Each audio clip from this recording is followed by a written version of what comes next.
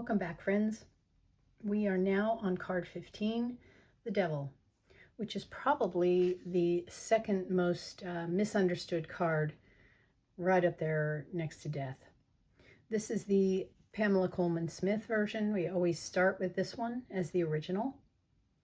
And we're going to view a few others from my collection to compare how they look, what their meanings are, and the overall take on the message of the card. So, as we know, we've talked about the Death card. The Devil card is not about satanic or, summoning the devil or Lucifer or anything like that. This card is that which binds and controls us. It is about addictions. It is about unhealthy attachments, about willingly doing things that could be harmful to us, be it a harmful relationship that we know is not good for us, or even overeating, drugs and alcohol, of course, anything you can think of that it would not be good for you or others, abuse, harmful to other people. That's what this card represents. It is, for elements, it is the earth, obviously, earth, materialistic. So let's talk about this card. First of all, we notice the devil itself, the pose it's in. It's kind of mocking the magician's pose. It's reversing the benediction of the Hierophant. It's kind of, in your face, doesn't care. In its hand raised, here you can see it's got a cross on its palm. That's, attempting to show an honesty, but actually it is a fake sincerity. This is the opposite of the angel in temperance, whereas temperance is moderation. This is excess. The torch is kept down low, and that is to keep things cloaked in deceit, keeping everybody here in the dark. And the humans are, similar to the Lover's card where we had, the Adam and Eve, man and woman. There's a man and woman here, but they are willingly standing there. They have horns, which are, mimicking their master there. They have tails now, which are showing their animalistic nature. On the woman, they have, grapes, which is more of a materialism, the wants of all the earthly things, the greed. And on the man here, the torch is igniting his passions and his lusts, so his tail is, a flame. The chains that hold them, they're not tight. You can clearly see they could easily remove them from around their neck, but they're not doing that. They're willingly standing there. So if you've seen the TV show Lucifer, that's probably a good fictional character to relate to this, because he's always asking people what their deepest desire is. And he has told them in that fictional story, when they die and go down to his kingdom, that the only thing that traps them there is their own addiction, their own stubbornness, that they didn't learn the lesson. And once they learn the lesson, they're free to go. So these people are free to go, but they choose not to be. So extremely interesting take once you, unpack it and look at things. Let's take a peek at some other cards here. All right, so here we have kind of a similar image. Look at the cat in the devil pose. It's not exactly ugly, but it definitely does not care. That expression is completely, these are here, I don't care, and also kind of luring you at the same time. The wings look angelic, kind of tempting you. The cat's down below. Again, you have the grapes and you have the candle here, the very loose change. They can get away anytime they want to, and it's very dark and gloomy.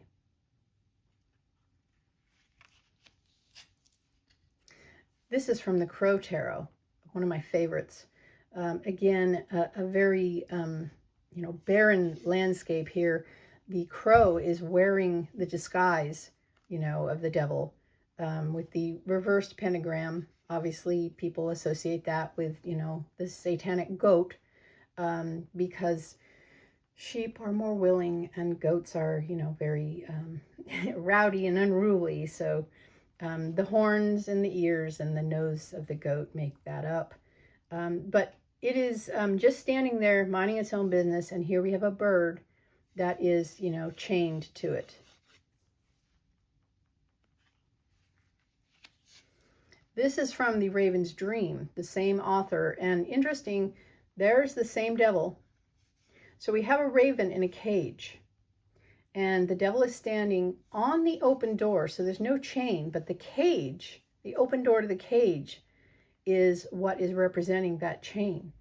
And, you know, we have the devil's hand above feeding a peanut, and that raven loves those peanuts, so it is willingly staying in the cage for, you know, that peanut, not looking and seeing, hey, I could leave anytime I wanted to.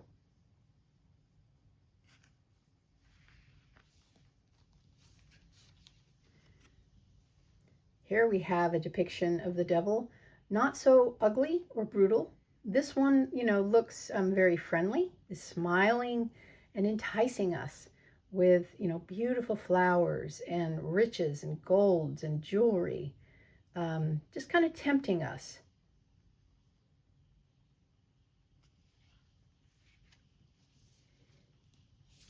Here's another take on that. The siren. So this one is looking very lurid. The come hither stare, kind of, you know, asking us to come forth. You know, the sultry eyes promising whatever the person is seeking.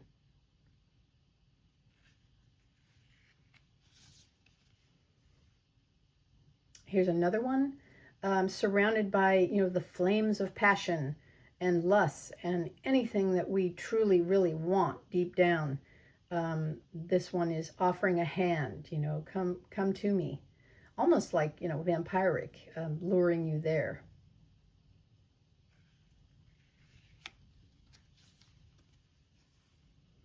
This is a great illustration.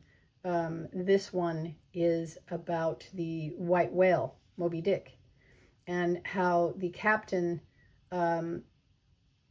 obsessed about the whale, truly obsessed about getting that whale to what end? To his own ending. I mean, look at the destruction there. The whale itself was not the devil, but it was the addiction, the obsession, the catalyst for this tragedy.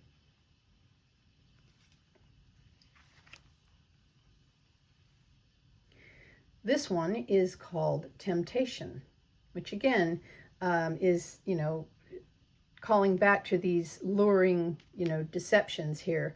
There's, you know, gold and goods and a treasure chest. It looks like this little fairy or angel is collapsed on the fruit.